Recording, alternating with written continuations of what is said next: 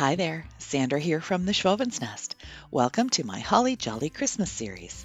My first project for you today is using this little gift bag. It came in a set of two at Michael's. The other one is just a solid buffalo check. I'm going to fill this with just some filler stuff that I have hanging around the house, and I'm going to just make sure that it can stand up properly. Now I'm just taking these wood cubes. These were just some scrap wood that I had hanging around. Whenever I do some cutting of wood for other projects, I take the extras and make cubes or diamond shapes, whatever I think I might need for the future, but cubes are always handy to have. I'm going to give them one coat of Deco Art Chalky Finish in the color Romance.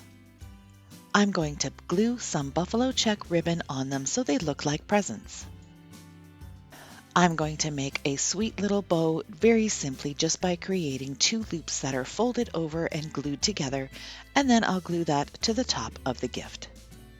For a final touch, I'm going to add a little mini jingle bell.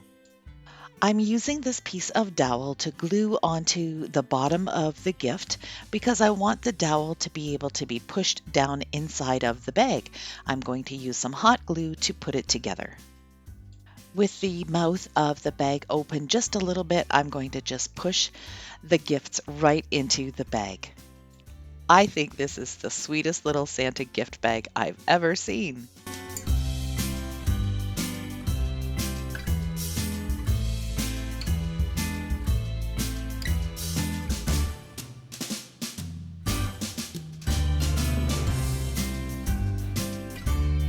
DIY number 2 is creating a little box for this tiny little tree that I got for $3 last year after Christmas at HomeSense. I braved the stores last year and went and did some Boxing Day sales, and I couldn't be happier with some of the things that I found.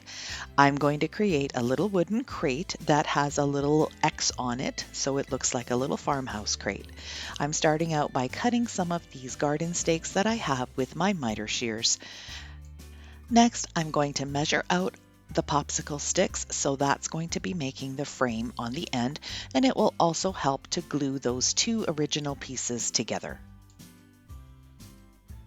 For this box, I'm going to be putting two of the popsicle sticks on the outer edge, about halfway off, and you can see that here. That's going to give me a really nice clean edge when I glue the four sides together. Using the same size popsicle stick, I'm measuring out the first line of the X that I want to do on these boxes, and then I'll do the two smaller pieces for the other side. You could certainly use one of those little wood boxes from the Dollar Tree to save yourself a little bit of time, but I didn't have any of those, so I just decided to wing it and do it this way. Here are my four pieces. The ones with the X on them have the little popsicle stick that has the overlap, as you can see here, and I'm going to put the glue there and then add one of the plain sides and glue it together. As I said before, this is going to give me a really nice clean seam. Look at how nice that's going to look. It's really going to be a high-end looking little box. Now I do need a bottom for my box because I will be putting that little tree in it. So I'm taking some of these garden stake pieces and I'm measuring the inside length of the box. I don't want these pieces to sit on the top of the bottom. As you can see here, I want them to fit right inside. And again, this is just going to help it look like a more professional looking little box. I'm going to remove the burlap, which will reveal a little concrete round, and that will make it really easy for me to hot glue that little piece of concrete right to the bottom of the box, and I'm going to just fill it with some reindeer moss to finish it off. I'm going to leave the box in its natural wood state just for something a little different and to make it look a little bit more rustic. I think it turned out super sweet.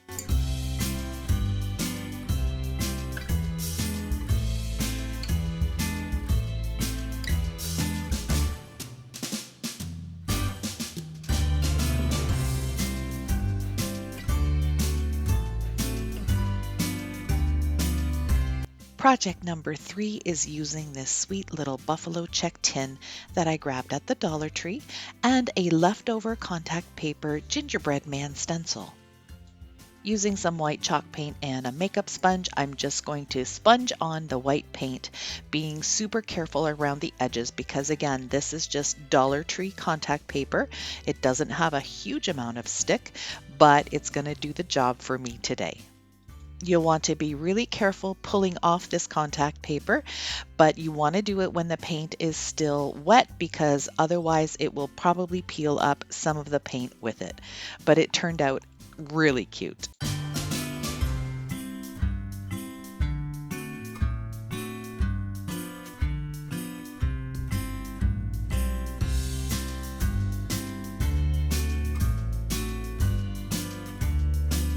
This is one of the banks that are available at the Dollar Tree, and it was a summertime find, as the word Aloha will tell you. I'm using my Dollar Tree scraper just to scrape off the ink. This ink was really weird. It was not like vinyl or anything, and it really stuck everywhere. For some reason, it had a little bit of a magnetic field to it. I'm going to take this free printable and cut out the size of the backing and then figure out what else I'm going to do with it. This free printable comes from Pixabay, and I'll have the link down in my description box. If you haven't checked out Pixabay, you have to go take a look because they have tons of free images that you can use for your crafts. Since the picture isn't big enough to fit the backing, I'm going to just glue it onto some black cardstock, and that will just camouflage the bottom part that doesn't have any blue. Now I'm just going to trace out the shape again and cut it out. I'm just going to use some hot glue to glue it onto the back of the bank. I wanted to create a little nighttime winter scene, so I've got a couple of these little bottle brush trees, and I'm going to make myself a little barn or house, whatever you want to call it, out of my craft sticks and popsicle sticks. I've made a little house shape and used a popsicle stick to hold them together, and now I'm just adding one of the tumbling tower blocks to give it more stability and allow it to help me glue it onto the backing.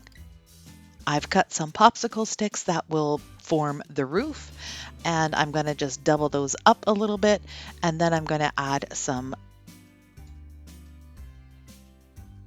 I doubled up the roof because I wanted it to be nice and flush against the backing when I glue that down. The last time I was at my Dollarama store, I found these coffee sticks, and they are popsicle sticks, but of course they're much thinner. So for tiny little projects like this, it's going to work out perfectly to create the frame of the door. I'm just going to cut 2 pieces horizontally and 2 pieces vertically and just create a cute little door.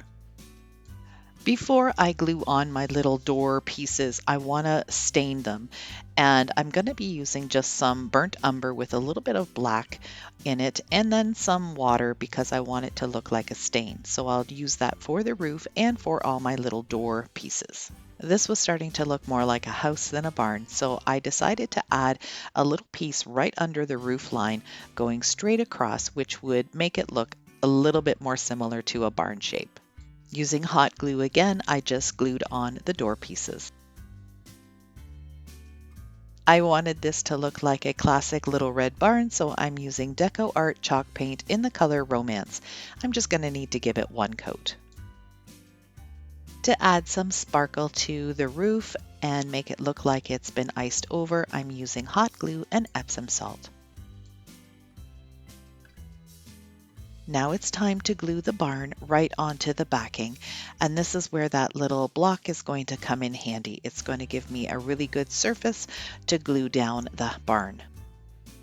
I wanted the sky to have a little bit of sparkle too, so I'm just taking a small brush and dipping it into the Mod Podge and dabbing all over the sky. Then I'm simply going to pour on some of the Epsom salts and press them down into where I have the Mod Podge.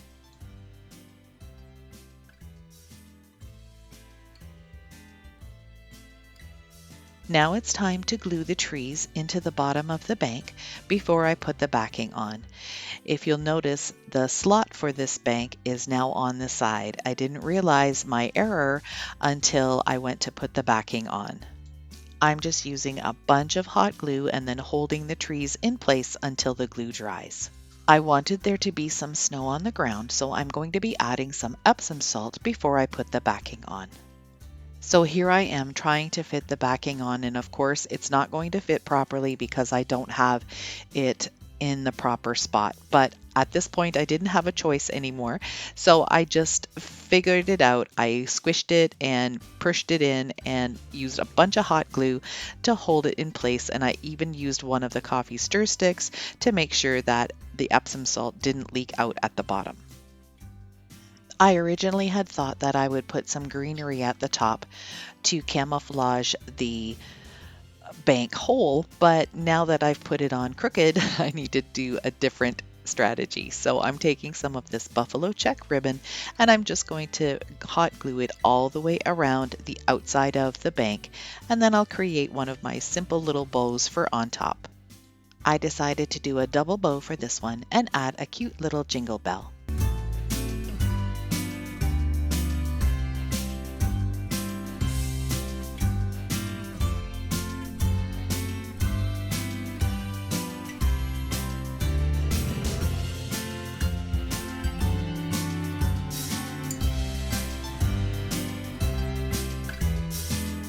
I hope you enjoyed my tiered tray projects for today.